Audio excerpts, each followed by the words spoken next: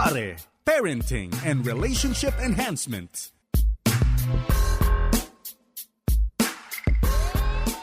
Blessed weekend po mga kapatid. Kayo po ay nakikinig sa programang Pare at ito po ang inyong lingkod, paring Jebo Banzuelo na bumabati sa inyo ng Happy New Year pa rin.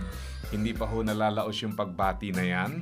At ang atin hong programang Pare, ang ibig sabihin ay Parenting and Relationship Enhancement. So, bagamat marami tayong tinatalakay po rito, keep in mind na ang goal natin ay hindi lang po magpasa ng kaalaman, kundi higit pa roon, yun nga, relationship enhancement. Gusto nating merong improvement, merong growth.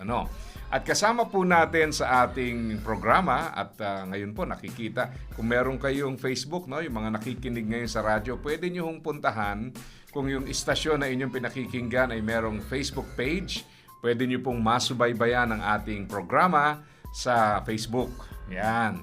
Kaya ho yung pinag-uusapan nating fun run nung nakaraan at tumatakbo at lolo na kung kayo na ho ang humatol kung halata ba o hindi, alin man doon, ay eto po si paring Allison sa red corner. Okay. Isang mapagpalang araw po sa bawat isa. Maraming salamat po sa pagkakataong ito makapaglingkod po sa bawat isa. Yan. At sa ating gawing kanan ko po ay walang iba kundi si Pastor Mark. Pastor Mark, paring Mark, welcome sa ating programa. Magandang araw, paring Jebo, paring Allison, at sa ating mga tagapakinig. Magandang araw sa inyong lahat. Ayan, tayo po ay na-excite. Kasi siyempre, kagaya ng ating sinasabi, itong programa natin ay merong pagnanais na hindi lang magpasa ng impormasyon o kaalaman, kundi siyempre matutunan natin ang mga prinsipyo na huhubog sa ating buhay sapagkat ito naman ay hango sa tinuturo ng salita ng Panginoon, especially applied to parenting, specifically fatherhood. Yan po. At galing po ito sa The World Needs a Father na kung saan doon po kami talaga nagkakilalang tatlo. Alam nyo, nakakatuwa, sinasabi ko nga palagi na kailangan lahat ng mga gusto nating i-improve sa buhay natin, meron tayong kasama tungkol doon. Amen. Sa biking, nagbabike po ako, may mga barkada ako sa pagbibisikleta, sa basketball, ganun din. At ngayon, dahil mahalaga sa akin itong fatherhood, doon ko naman nakilala itong mga kasama natin hanggang sa ito nga, naging isang programa na rito. At kaya kayo rin po, iniimbitahan namin, wag lang tayo masatisfy na merong kaalaman. Palagi naming sinasabi, yung kaalaman dapat maging kasanayan at para maging kasanayan, kailangan ng kasamahan. Ayan, para talagang merong accountability. At kung kayo po ay interesado na matuto o kaya gusto nyo pong maging tagapagturo din, pwede nyo hong puntahan ang The World Needs a Father Philippines Facebook page o kaya yung theworldneedsafather.com, yung ating website. Puntahan nyo po yung country, Philippines, at yung mga upcoming events po natin, nakapaskil po dyan. At this year is very special, kasi meron tayong darating na international trainer come July. Pinaplansya pa namin yung details niyan, but we're looking forward to that. So magkakaroon tayo sa Northern Luzon, some trainings dito po sa Manila, and then definitely pupunta ho tayo ng Visayas. Yan ang nakaka-excite dyan. Exciting. Sabihin nyo, paano naman ang Mindanao? Si paring Allison po at ako from time to time, nagpupunta rin ng Mindanao. Nasa Jensen ako ng February at saka Sultan Kudarat ng March. Kaya huwag kayo magtatampo dahil nandun siya. Ayan, baka papapanran ka doon. Hindi, magte-training. So, yan po, something to look forward to. Ina-upload mo ba doon sa ating website? I-upload natin yung before na mag-training. Yes, upload natin. Saka sa Facebook page natin. Para nakikita nyo po kung sakaling may contact kayo sa area or sakasakali pong interesado kayo, you are in the area, ay nako, welcome na welcome po kayo dyan. So kagaya ng ating nabanggit, kasama natin itong paring Mark at saka paring Allison. At sa pagkakataong ito, parte pa rin ng ating hamon sa bagong taon. Hindi pa rin natatapos. Hindi pa rin nauubos yung hamon. Yung hamon. Yung hamon. Hindi ho ito hamon na tirapan ng iba-ibang putahe na yung nangyari. Okay, ito po ay hamon or challenges for the new year. ibang klaseng hamon, hindi hamon, hamon. So ngayon po, pag-uusapan natin, hope in the middle of pressure. Napakaganda nito kasi sa totoo lang, sa buhay natin, lagi namang may pressure. Pero ako naniniwala, may mga pressure na hindi natin kailangan, pero nilalagay natin sa buhay natin. Sometimes, no, kagaya sa Bible, no, yung envy, for example, no, na pwede siyang maging pressure. Nakikipaghabulang, sabi nga ni Solomon, no, is like chasing after the wind. Isang uri ng pressure na hindi mawawala. Kasi pag hinabol mo yung hangin, hindi mo malaman kung naabutan mo na ba o hindi, di ba? Kasi hangin eh. So, ganun din ang envy, ano? It creates unnecessary pressure to us, even to our children. That's right, yeah. At napansin natin sa parenting, di ba? Napag-usapan natin sa mga trainings to. Minsan yung mga anak natin minamana pa yung kompetensya na sinimulan natin. Di ba? Kailangan mas magaling ka sa anak ni kumpare, ni kumare, ni kapitbahay, ni tito, ni tita. So sometimes itong mga pressure na ito, hindi natin namamalayan. Talagang ito po ay sumisira sa relasyon. Nagdudulot po ng shame, no? Kasi pag hindi mo naabot o kaya naman parang nagkakaroon ka ng confidence at the expense of other people kasi feeling mo mas magaling ka, hindi sila magaling. So para bang yung confidence mo nagbi-build doon sa kakulangan naman nila, which is not good. Kaya dito po, bagamat parang kung pakikinggan mo, no, meron tayong hope, no, sa gitna po ng mga pressure na ito. Pero ang totoo, napakalalim nito eh. Kasi yung pressure talagang pag hindi natin nailagay ang tamang pressure o kaya naman ay meron tayong unnecessary pressure na inilalagay sa ating buhay, ay yan po ay pwedeng makasira sa atin. So, gusto natin pag-usapan ito, no? Napakahalaga po ito. So, paring Allison, anong klaseng mga halimbawa nitong pressure na ito? So generally, marami tayong pwedeng either pinipressure natin ang sarili natin or nape-pressure tayo dahil sa iba. Binanggit mo na yung kanina about MB or comparison, ay nagdudulot ito ng undue pressure sa atin. Pwedeng pressure sa pagpapalaki ng anak. Bakit siya, academically, yung anak ni kumparing binabanggit mo, kung sino man yung kumparing yan, mas matalino kaysa sa anak mo. Ikalawa, pwede rin pressure about yung mga travel goals, di ba? Sila nakapunta na ng Japan, nakapunta na ng South Korea. Yung kayo doon lang sa kabilang ibayo ng nung Barangay. Pasko ng barangay, hindi nyo pa napuntahan. Alam mo, minsan lang magkaroon ng perya doon, hindi nyo pa napuntahan. Alam mo yung mga ganun, minsan nagdudulot po ito ng matinding pressure, pressure, yes. lalo na po sa mga ama ng tahanan. Kapag hindi po nag-uusap-usap ang pamilya, ang mag-asawa tungkol sa kanilang finances, saan pa natin dadalhin ito kapag may sobra, nag-iipon tayo para magkaroon tayo ng ganito, ng ganyan. Ano ba talaga ang mga necessary? Ano ba talaga ang mga priorities? Bakit ba tayo nag-iipon? Bakit ba tayo nagtatrabaho? O kaya naman yung mga expectations ng iba, lalo na kung kilala ko tong kaklase ko eh. Alam mo, ikaw, noon ikaw nga yung nagbibigay ng pagkain mo, ng baon mo, marami kang pera, dihatid ka ng... bakit ngayon ganyan ka na? Alam mo yung ganon? So you try to live up to the expectation of others. Napakahirap po noon. At marami pang iba. Kaya kung hindi po tayo mag-iingat pagdating po sa pressure, no? Talagang magkakaroon talaga tayo ng... I mean, we would really be depressed, no? To death. Sapagkat walang hanggan to eh. Limitless ito eh. Nanggagaling ito sa bawat mga bahagi ng ating buhay. Pwedeng panggalingan at pwedeng tamaan at tayo ay maapektuhan. Kaya't papakaingatan po natin ito. Napakaganda yan, ano? Talagang ang pressure ay isang bagay na sabi nga nila, pag tamang klase ng pressure, nakakatulong. Pag maling klase ng pressure, nakakasira. No? Pastor Mark, no, pag tinitingnan natin ng isang pamilya, anong mga uri ba ng pressure itong dumarating sa atin? Nabanggit ni paring Allison yung iba kanina. Pero ano kaya yung mga reason bakit susceptible tayo sa mga maling klase ng pressure? Yun na nga, maganda yung sinabi ni paring Allison eh. Ang pressure natin, you mentioned earlier, yung unnecessary pressure that we put on ourselves eh. Lalo na kung ikaw ay ikay Kristiyano, mananampalataya ka kay Jesus, you need to find your center on the Lord. So, ang nangyayari kasi, we compare ourselves with others. Ganon din sa pamilya. Nakikita natin yung kapitbahay natin na materially, sila ay sumasagana. Nagkakaroon sila ng dagdag na kotse, nag-expand ng bahay, at meron tayong tendency, we want to compare ourselves with them. And therefore, we add unnecessary pressure sa ating buhay. So yun, I think ang importante, lalo na dahil ang ating pinaka-general topic natin is about parenting, di ba? About fatherhood. I think yung father should set the tone dun sa pamilya niya. Kasi pag hindi mo iset yung tone na yan, kung hindi ka maingat, tapos yung language mo, lagi mo kinikriticize yung kapitbahay mo, kinikriticize mo yung mga ibang tao, napapasa yun sa mga anak natin. And therefore, fathers, kailangan you set the tone. Kailangan importante.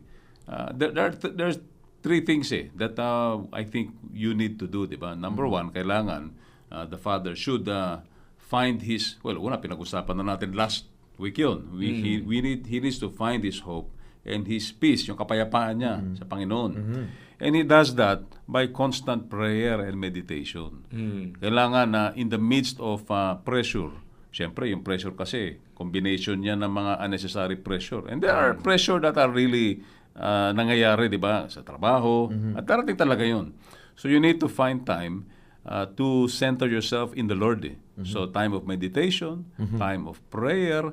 Kasi kung hindi mo gawin yun, yung pressures ng buhay, you feel parang nalulunod ka sa pressure. And therefore, you need to seek the Lord. In other words, kailangan you need to ask questions na, Lord, ano bang gusto mong gawin ko?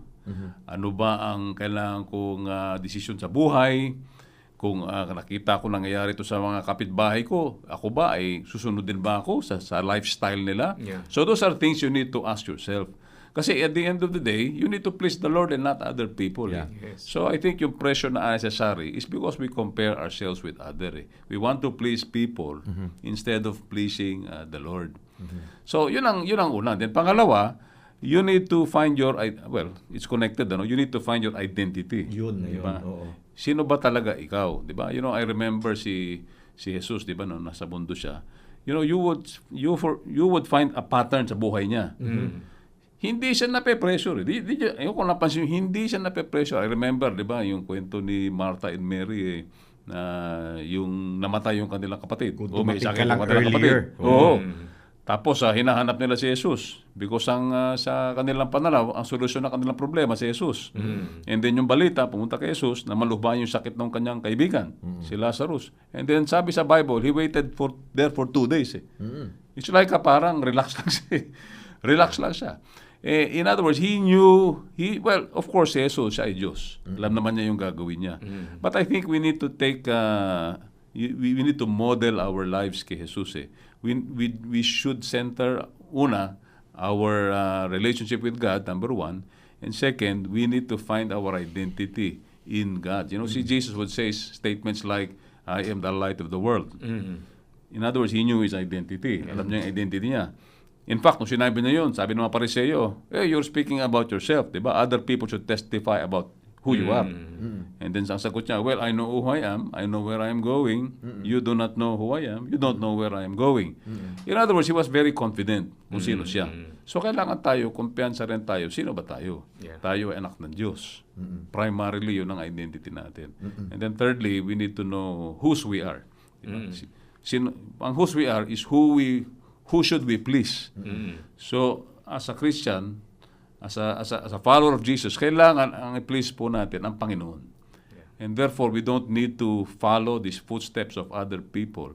It's fine kung yun ang kalooban ng Diyos sa iyo. So, you need to, develop your relationship with God, spend time of meditation, you need to, identify yung identification mo, who you are, your identity mo, and then pangatlo, you need to dedicate, di ba? You dedicate. Yung dedication mo, kanino ka ba nag-dedicate? Ang dedication mo sa Panginoon. You belong to the Lord. And therefore, you please the Lord first and foremost before you please other people. Pakaganda nun, para bang sinisimplify natin yung buhay natin. Kasi talagang pag hindi klaro yun, talagang mapapansin mo parang ang buhay, karera, pagalingan, hindi ka makampante sa meron ka. Kasi una, may sinful nature din tayo. So, ang tendency, gusto nating iangat yung sarili natin. Tapos pag hindi natin mahanap yung tamang source ng validation, talagang mako-confuse tayo sa mundong ginagalawan natin. Kaya sinasabi po natin ito, mga kapatid, kasi kagaya po ng ating nabanggit kanina, nakakaapekto ito sa ating sambahayan. Yeah. Meron akong naalala sa Romans 12, Sinabi niya doon, rejoice with those who rejoice, mourn with those who mourn. Paano mo daw malalaman kung may inggit ka? When you rejoice, when they mourn, and you mourn when other people rejoice. Pag binaliktad mo yon, ibig sabihin, may inggit ka, masaya ka pag malungkot sila, malungkot ka pag masaya sila. So kaya yung simpleng statement na rejoice with those who rejoice, mourn with those who mourn, talagang yun hindi lang yan basta action lang, talagang pagsisiyasat ng puso. And we have to constantly search our hearts. Kasi minsan, yun nga, nabanggit ni Pastor Mark, minsan consciously or unconsciously, na ipapasa natin sa mga anak natin na para bang ngayon ang mahalaga rito ay mas magaling ka kaysa sa iba. Sa totoo lang, minsan yung mga pinaglalaban natin, either namana pa natin sa kanununuan, ang masaklap na ipapasa pa natin sa kaapu-apuhan. Kasi parang palaging kailangan higitan sila. Pero when you know your identity, kampante ka ron That's the only time talagang you can celebrate the success of other people, Na hindi ka na-intimidate ng pag-angat nila, but you are happy for them. Pero pag mali ang puso natin, lalo ngayon with the social media, may tinatawag silang social media envy, na paano nakakaapekto to? Una, ang dami mong nakikita ron na parang mapapasana all ka, Pangalawa, ang tao ngayon nagche-chase ng mga likes, reacts, shares, comments, di ba? Para bang, naalala ko nga sa isang nabasa kong article, isang kilalang artista sa US, ayaw niya mag-social media yung anak niya until the age 16. At ang reason niya, kasi sometimes, yung mga bata nakokondisyon na acceptable ka lang pag maraming likes, reacts, comments dun sa post mo. Pero ang nangyayari doon, you allow other people to dictate your behavior. Baliktad na. Kaya ang danger po nito, mga kapatid, ay kadalasan maliliit pa lang, yan na ang mindset. Kasi talagang tayo rin as parents, unconsciously na ipapasa natin tong mga bagay na ito. So, bandang huli, marami ng damage na nalilikha bago pa man natin ma-realize na mali yung ating ginagawa. So, okay, having said this, unawain natin ngayon, in relation to pressure, ano ba yung hope? So, una, makikita natin, hope is not the absence of pressure. Hindi tayo nagkakaroon ng pag-asa kasi walang pressure, walang problema. Paring Allison, wala naman talagang absence ng pressure Ang totoo lang. Minsan lang, nawawalan lang tayo ng pakialam. Which in a way is also good. Yung bang, okay, bakit ako mape-pressure sa nakikita ko sa inyo? So how can we develop this? Na we are pressured where it matters and we are not pressured where it does not matter. Unang-una siguro, babalikan na lang din natin yung naunang mga tinuran sa atin ni paring Mark.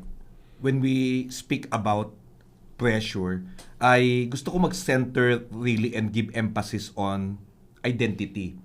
Isa sa 4 na responsibilidad ng isang ama na tinuturo po namin sa The World Needs a Father ay conferring identity. Bakit lubha pong napakahalaga nito? Sapagkat sa pamagitan po ng identity, kung kilala natin ang ating sarili, yung ating pagkakakilanlan rather, ito po ay hango, pinagkaloob po sa atin ng Diyos primarily na tayo po ay mga anak ng Diyos. And secondary identity natin, pinatuturo rin po sa atin na meron po tayong past, present, and future. At dito po sa pagpapakita ng atin pong secondary identity, mahalaga po dito makilalanin na bagamat meron po tayong mga nakaraan, yung mga past natin na hindi na po nating maitatanggi, ngunit ang katotohanan pa rin po dito ay may mga bagay tayong pwedeng baguhin. Yun siguro yung mga pressure na sabihin natin that will work for us, Ibig sabihin, ano ba mga bagay na pwede natin baguhin? Kaya nga pinag-aaralan po natin, pinag-uusapan natin ang hope o pag-asa sapagkat meron tayong pwedeng baguhin at tinutulungan tayo ng Diyos upang mabago po ito. Ikalawa, may mga bagay na hindi na natin kayang baguhin. Halimbawa, marahil dahil sa siyensya, pwedeng baguhin ang aesthetics, ang ilong mo, ang kulay mo, whatever. Pero hindi ibig sabihin nito mababago na natin ang ating pagkatao na bilang isang Pilipino. Hindi po ba? Kaya nga, pagpunta natin sa present, nandoon po yung tinatawag po natin mga magdidetermine po ng ating identity. Naroon po yung atin pong values na pinag-aralan po natin nakaraan. Because values would reveal ang atin pong identity, kung sino po tayo, bakit ito ang values mo. Kaya pala ang values mo ay, kaya ka pala utang, kasi ang values mo, wala talaga, burara ka talaga sa pera, di ba? Kaya't kailangan maunawaan po natin ang bagay na ito. Makakatulong po ito. If not, it would lead to burnout. Halimbawa na lamang po, you will keep on performing sa office, di ba?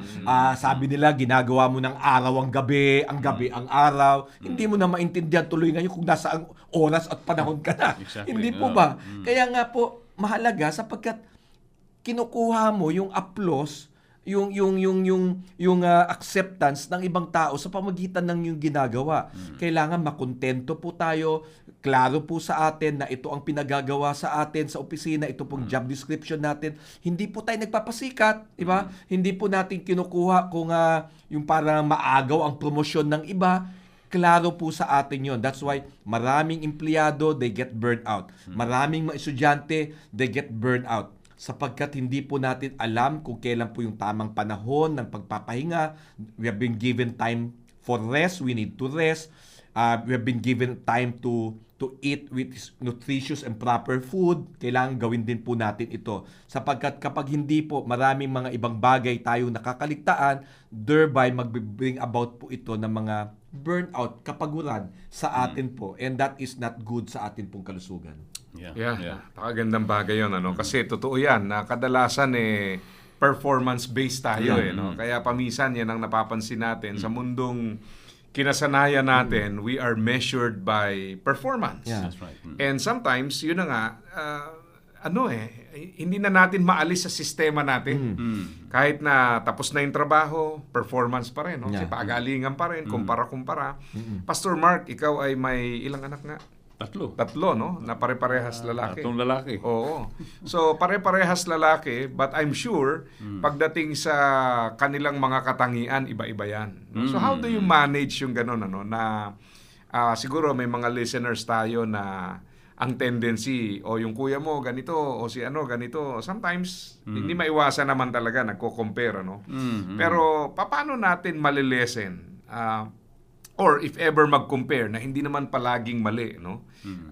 How do we use yung comparison in a positive way para ma-encourage natin yung mga anak natin? Well, I think ang pinaka-primary comparison natin, lahat tayo, ay yung comparison natin sa Panginoon. Yun ang unang benchmark natin. Na lahat ng ginagawa natin, we serve a holy God. Ang utos ng Panginoon sa atin is, be holy for I am holy. So, I think the proper way para maiwasan yung competition, comparison sa mga kapatid. Because, totoo naman talaga yun. I mean, if you're going to be honest, pag i-compare mo yung mga anak mo, may mga strengths and weaknesses sila. Yes. And there's a tendency na, you tend to favor. At ang wag na wag po natin gagawin, especially mga tatay, mga nanay, is you compare your children. I've heard a lot of talagang mga bad stories sa mga taong kina-counsel ko. All because yung mga magulang nila, kino-compare ang bawat isa. May favoritism. Even though hindi kino-compare, very obvious yung favoritism. Because may tendency, pumapanig talaga ang magulang sa isang particular na anak. So, I think ang pinaka-benchmark dyan, number one, when you talk to your children, isa-isa, ay i-compare mo ang kanilang karakter sa karakter ng Diyos. Diba? Saan ba sila may pakukulang? Saan ba nila kailangan mag-improve? At doon tayo mag-focus at iwasan po natin na sabihin natin yung mga salitang, gayahin mo yung kuya mo, gawin mo ito, tulad ng kapatid mong ito. Iwasan po natin, although we are tempted to say that sometimes, basically, you go back to ano ba ang deficiency niya sa kanyang karakter, tapos tignan mo sa leksikin mo salita ng Diyos, ano ba ang karakter na kailangan niya makamit, at doon ka mag-focus, maghanap ka ng verse sa Bible, or maghanap ka siguro ng prinsipyo na pwede mong ituro sa kanya upang siya ay bumuti, di ba? Gumanda ang kanyang ugali. Kasi naman talaga ang layunin ng isang magulang, isang tatay, kung mahal na mahal mo talaga yung mga anak, you want them to grow it, you want them to develop. Yeah. But the sad reality is, tendency nga magkaroon ng competition, favoritism, yun pong iiwasan po natin. Yan, napakaganda yun. Talagang natural tendency is to compare. Yeah. Pero kung magko-compare tayo with the valid standard, at yan po ay ang ating Panginoon. No, kaya napakahalaga na makita natin yan. Isa pang aspeto na nagki-create ng pressure is we try to control. No, isa pa yan eh. So nagki-create ng panic kasi hindi natin makontrol. Kaya bandang huli, sabi nga nila, doon natin marirealize kung bakit pinapaliwanag palagi sa Bible that God is sovereign. Kasi bagamat napaka-obvious na katotohanan, madalas nating makalimutan. No? Gusto natin tayo ang may hawak, yung security natin is in the false assumption na meron tayong control. So later on, we realize na this is creating undue pressure. Yeah. Isang napaka-powerful statement sa The World Needs a Father training, yung sinabi doon na we don't present ourselves as perfect fathers but as sincere fathers. No? Kasi wala namang perfect fathers. So, kaya paminsan gusto, akong bahala. Yan. Akong in control. Yan ang presentation natin. Pero hindi eh. Yung sincere father is a father who has weaknesses at tanggap natin yan. May mga limitations tayo. Yan naman ang reality. Pero again, when we say sincere, hindi natin hinahayaan yung mga kahinaan na ito to prevent us from progressing or aspiring for improvement. Kaya napakahalagang bagay po na makita natin na sometimes itong tendency na nagiging siguro mayabang na rin tayo. No? We try to give the impression that we are in control kahit alam naman ng pamilya natin that we are not in control. I remember way back 2018 yung na brain tumor ako. Naalala ko yung tinuro sa atin sa The World Needs a Father, no? We bond in weakness. So it was a very unique experience, no? Unfamiliar territory, so to speak. Pero yun nga, ang isang nakita ko rin doon is either i-shield ko yung mga anak from this reality na, imagine, nagpa-check up lang ako mata, tapos pagdating ng hapon, uuwi ako, ang alam ko, may tumor na ako, no? So, how do you explain that, no? Brain tumor. At kailangan ng brain surgery. So, nakita ko rin yon because of our training. At syempre, yun din naman ang pinagpapalaki sa atin sa pananampalataya, na this is also an opportunity to show our children, anak, we are not in control. God is in control. This is how we face challenges. We come to God in prayer.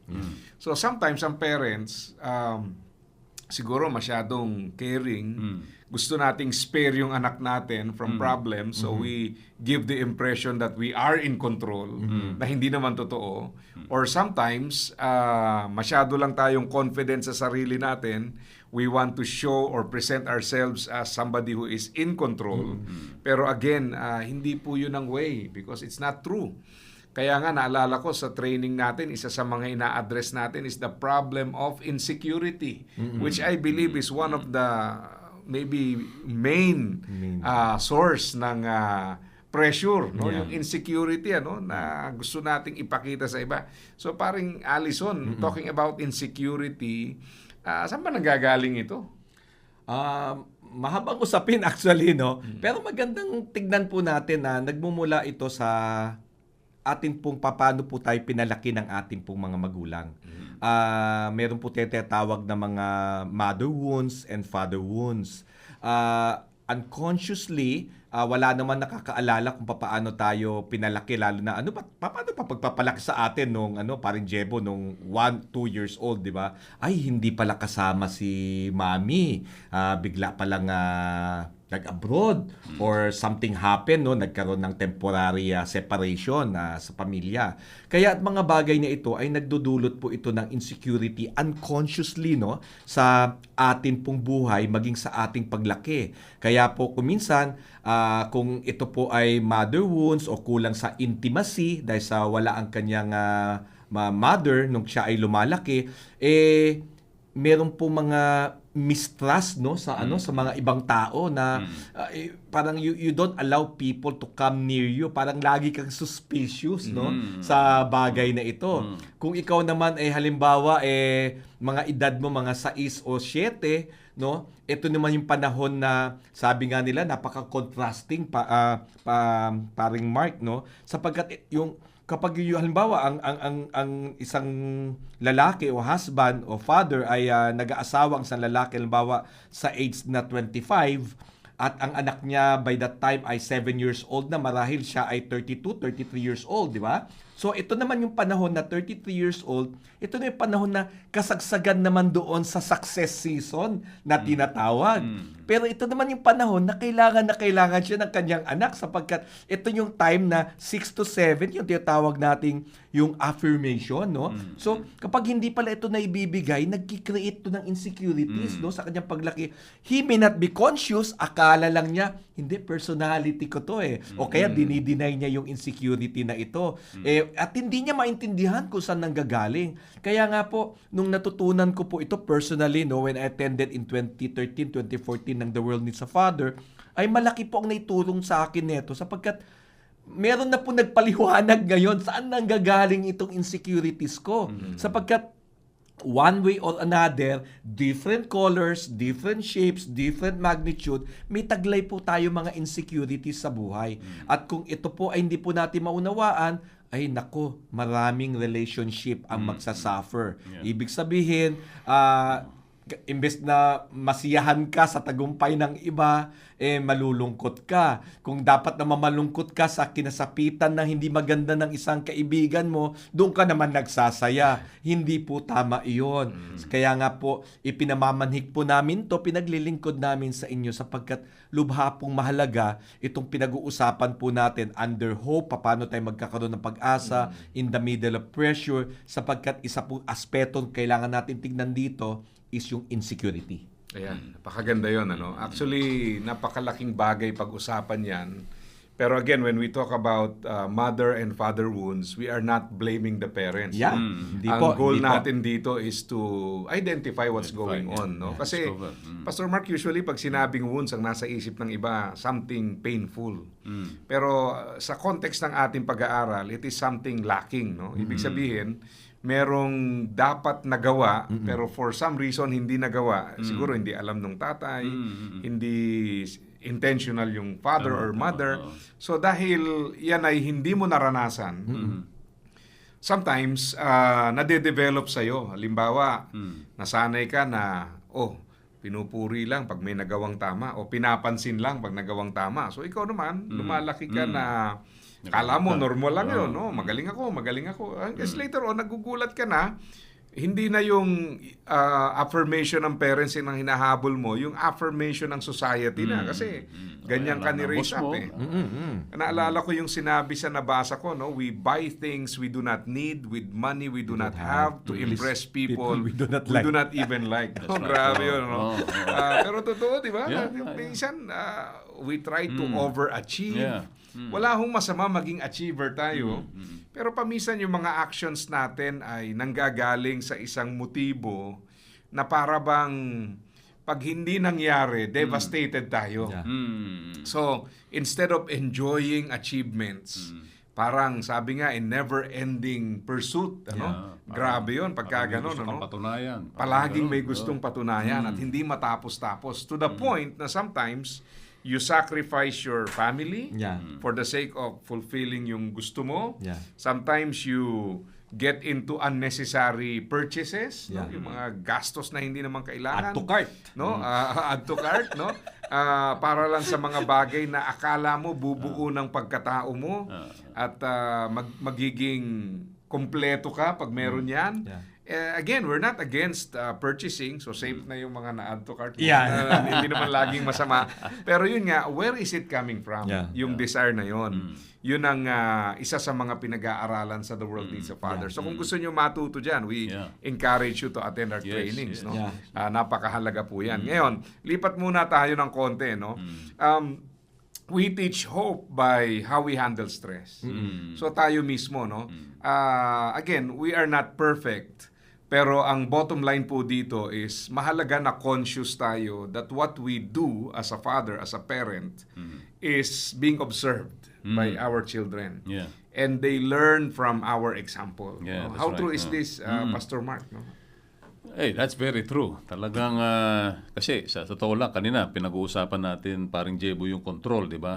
Parang pinapakita natin bilang tatay na alam natin ginagawa natin, wala tayong problema, even though uncertain tayo. Parang yung kinuwento mo, di ba? Nung nagkaroon ka ng brain tumor. Di ba? I'm sure that was a time of uncertainty. Yeah. Yeah. Pero minsan, meron tayong aura na, hindi, alam ko, wala akong problema. And I think importante talaga na ipakita natin na yung pag-asa natin nasa Diyos. Maaaring hindi natin alam yung sagot, di ba, sa panahon na yon na dumadaan tayo sa pressure, sa hindi natin alam kung ano mangyayari sa hinaharap.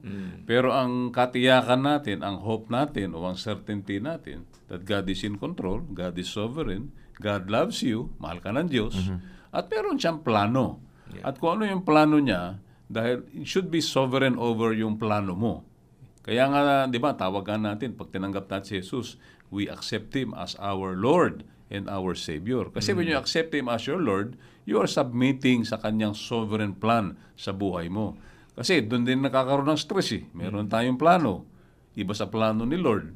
So, nagdagdag sa stress natin yun. Yeah. So, kailangan mag-submit tayo and therefore, nakakaroon tayo ng rest. And at the same time, kailangan i-communicate natin sa mga anak natin yun. Yeah. Diba? We can say something like, alam mo, anak, I don't have the answers right now. But all I'm certain is God loves me, God loves us, God is in control, He has a sovereign plan for all of us. In other words, kailangan hindi mawala yung pag-asa. Kasi the Father sets the tone. Yeah. So, kailangan ipakita mo na yung pag-asa ng pamilya mo ay nasa Diyos. Minsan, iwasan po natin yung mga salitang, halimbawa, minsan, sinasabi ng mga tatay, di ba? Kunyari sa konteksto ng bansa natin. Alam mo, wala nang pag-asa ang Pilipinas. Yung mga ganun. Yung, di ba, nakikita yung problema sa korupsyon, nakikita yung problema sa mundo. Wala nang pag-asa. Minsan, sinasabi natin siya recklessly. Yeah. But take yun ng mga anak natin eh. In other words, we need to always hope. Because ang children take their cue from us eh. Yeah. And therefore, daradala nila yung paglaki nila. They will be peoples of men and women of hope. Yeah. Very good. Isa pang bagay na I think napakahalaga itong tinatawag nating honest conversations. Paminsan kasi kapaan eh. No? Gusto ba talaga ni tatay ito, ni nanay ito? Dapat ba talagang ganito? Kasi kung walang mga ganitong klase ng conversation, maaaring yung anak natin hindi natin pinipressure, pero dahil nakikita niya sa iba na pinipressure ng magulang, baka ganoon din ang tatay at nanay ko. So it's always good to assure them, no, na to communicate. Kami nga, isa sa challenge din sa pagpapalaki ng anak, sinasabi namin sa anak namin na paminsan pagka may mga magagandang performance, hindi magagandang performance sa kanilang pag-aaral, binabalansin namin na hindi natin ginagawa ito because we don't care about your grades. Kung mababa, kakain pa rin tayo. Kung mataas, kakain pa rin tayo. But we're doing this because we love you. So in whatever way we can, we want to support you. Yeah. Pero ayaw naming paisip sa kanila na mahal lang namin kayo pag nag-excel kayo, pag hindi namin kayo mahal. So magastos din kasi kung maganda yung grade o hindi, may treat. Pero kailangan mo explain na sinasabi ko nga, this is because you are our children and we love you. Yeah. No? So hindi naman to naka-base doon sa performance. Pero again, we live in a world na ganyan performance-based And kung wala yung communication, hindi ibig sabihin na wala kang sinabing ganon, ganon ang paniniwala nila. Sometimes, nakakopya nila yung nasa paligid, no? Or maybe, ina-assume nila na ganon talaga yon na dapat nandun ka to please the parents. Yes. Naalala ko tuloy, no? Paminsan pag ine-evaluate namin yung educational system, no? The way teachers teach and the way schools handle yung mga pag-aaral.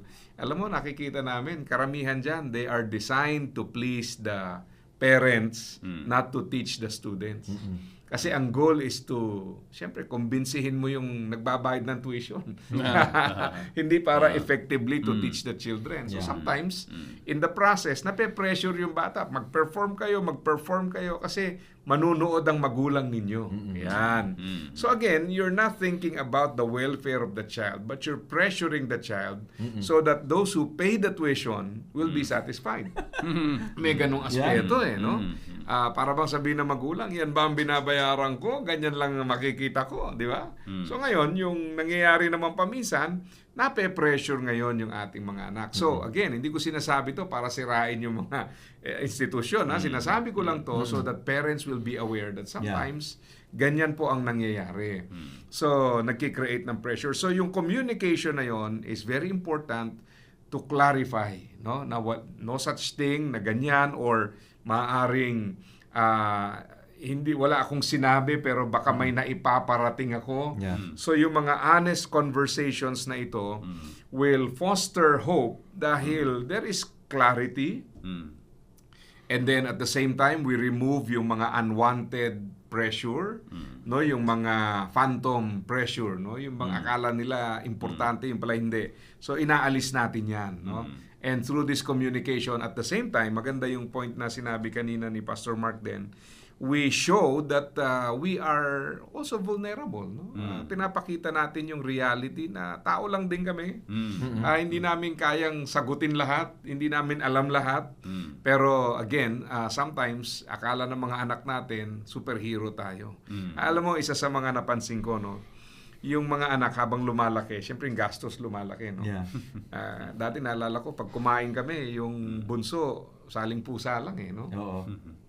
Share lang Pero ngayon may bilang na no? Siguro kumain. Unti-unti kasi dadating ka doon sa point na libre po yan, bata pa.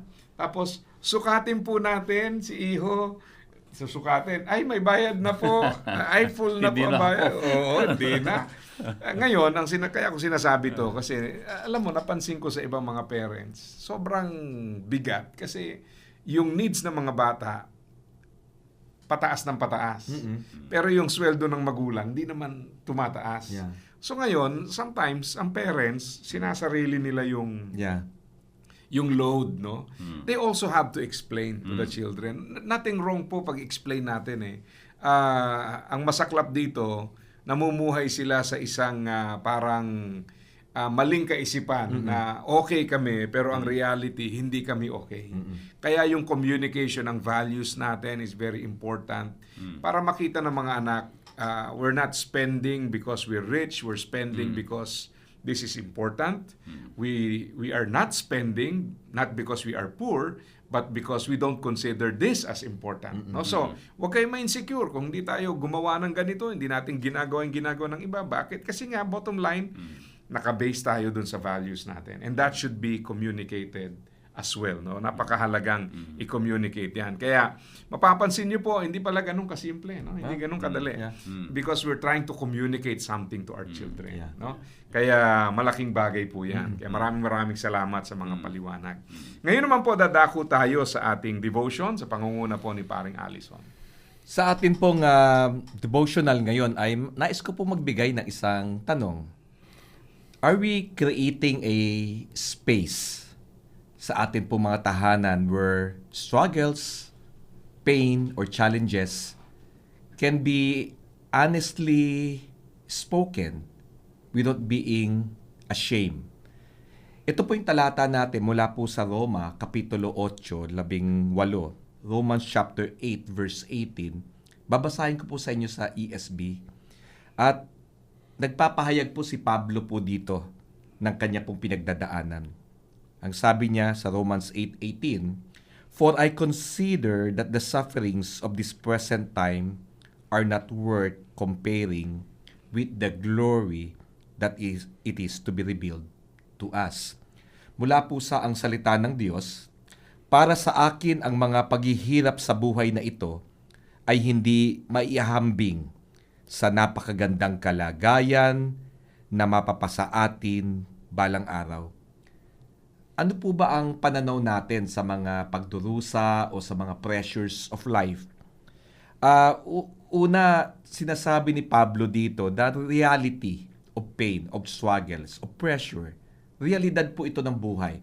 Bunga man po ito ng atin pong kagagawan o bunga man po ito ng mga desisyon na mali ng ibang tao na tayo po ay naapektuhan one way or another.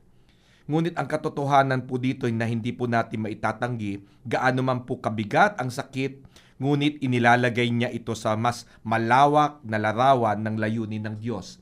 The purpose of God. That's why we can say that all things work together for good for those who love Him and are called according to His purpose. At yung pong purpose na yung layunin na yun, para po tayo ay mapalapit, matransform sa wangis ni Kristo. So ano ito yung siyasabi pong darating na kalulatian? Ito po ay simpleng tumutukoy lamang po sa panghuli at hayagang kalulatian ng kaharian ng Diyos. Tayo po ay hindi lamang po nabubuhay para sa sarili natin, hindi lamang po nabubuhay para sa pamilya natin, hindi rin po tayo nabubuhay sa pagkasalukuyang mundong ito. Meron po tayo kailangan mas malawak at mas matayog na tinitignan.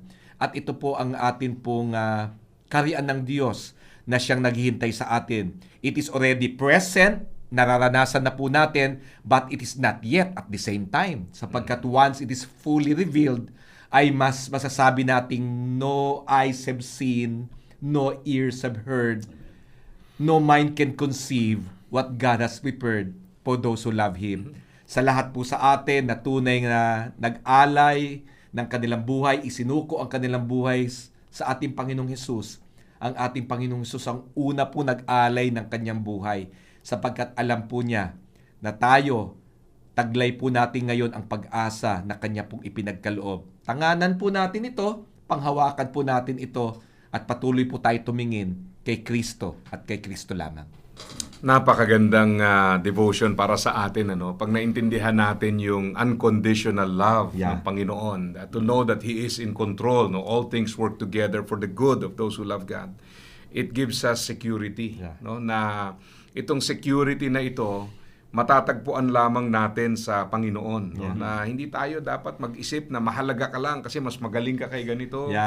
Mahalaga ka kasi ikaw bahala sa lahat, no? Nako, dami mong pressure nilalagay sa sarili mo, no? Unnecessary pressure at that, no? Kaya ito pong ating pinag-aaralan ay kung titingnan mo parang simple sa ibabaw, no? Pero ang lalim kasi yun nga yung pinagmumulan ng mga unnecessary, undue pressure na ito. At nakaugat yan sa parabang we try to earn what is freely given. Yung binigay sa iyong kaligtasan, yung pagtanggap, no, unconditional love, we try to earn it. So ang resulta tayo po ay nabibigatan unnecessarily, no? And sometimes dahil yun na nga ang mindset natin, yung undue pressure na ito, we also pass on to other people. So let us find security in the Lord, knowing that God is love. Amen. Tinanggap niya tayo not because of what we have done, what we will do, not because of who we are, but because of who He is. Amen. And that gives us security. No? Amen. And then at the same time, because God is in control, may mga bagay na hindi natin maintindihan, hindi natin kontrolado, hindi natin hawak. Minsan hindi natin maipaliwanag. Pero payapa tayo because we know that God is in control. Sabi nga, we may not know what the future holds, but we know who holds the future. Amen. At yan ang pinagmumulan ng ating kapayapaan. Ano? Kaya napakagandang topic po nito, no? Na the more we understand yung pagmamahal ng Panginoon, it is our prayer that we can reflect that kind of love to our children, no? Basta siya yung source. And we just channel it, no, as we learn it and grow from it. Kaya yan po ang hamon para sa atin. So I hope naging mapagpala po ang ating episode na ito para sa bawat isa. Tandaan nyo po, no, maaaring marami kayong pressure ng mga nakalipas na panahon. Huwag nyo na ho dalhin ngayong taon at lalong huwag nyo nang ipamana sa next generation. Ano po? Ito po ang inyong mga pare. Kasama po natin si paring Mark, paring Allison, paring Jevo Bansuelo. Nagpapasalamat sa inyong pagsama sa ating programa. Sa Diyos po ang papuri. Pare, Parenting and Relationship Enhancement.